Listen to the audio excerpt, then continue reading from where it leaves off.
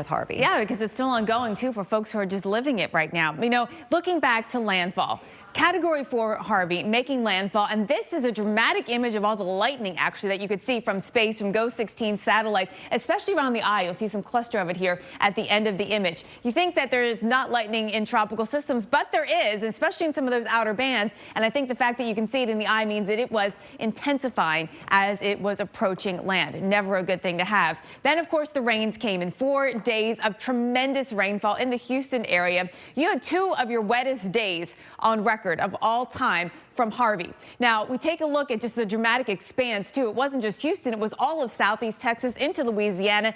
18 inches in 24 hours in the Houston area. And you need, what, 2.05 inches of rain, I think, now to make this your wettest year on record, due mostly in part to Harvey. We take a look at the wide expanse here, nearly 29,000 square miles, got 20+ inches of rain, Steph, here. And luckily, we have a fairly dry weekend. All right, Steph, here. So let's talk about this path and talk about, in the past, storms that have been in this position and the path they took. So first up is the forecast models. You can see there's a tremendous amount of agreement right here in the short term.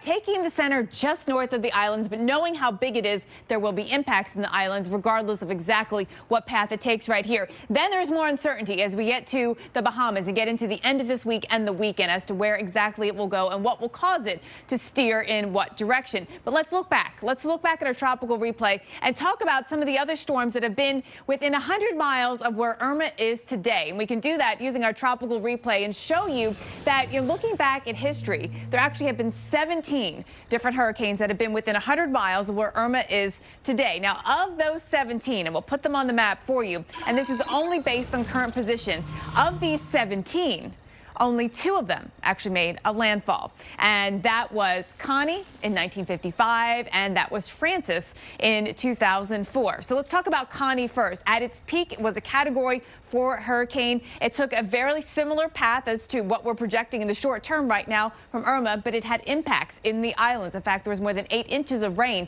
in Puerto Rico. Then it made a landfall in North Carolina and continued to move up all the way into Canada, actually bringing some heavy rain. Then we look at Frances, and Frances was in the 2004 notorious hurricane season. Frances went all the way through all of the Bahamian Islands, made a landfall in Florida. In fact, made 2 landfalls. The second one actually into the Florida Panhandle, and then went up to bring flooding rain even into Pittsburgh, Pennsylvania. It was also a prolific tornado producer. We know this is history, and history doesn't necessarily forecast what's going to happen with Irma, but it certainly, Kelly, is interesting to look back at storms nearby where Irma is today.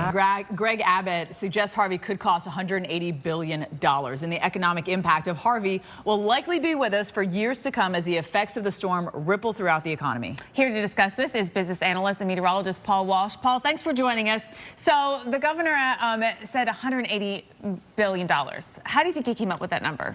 I mean, for those who do or don't.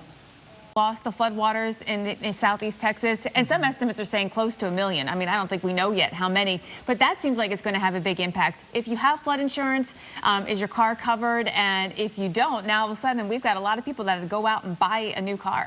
But all eyes are on Irma. What should people be doing that live along the East Coast right now? And what are the insurance companies do? What should we be doing on both sides? Video of your property. That's what you need to be doing right now. Thank you for that, Paul. Cal, back.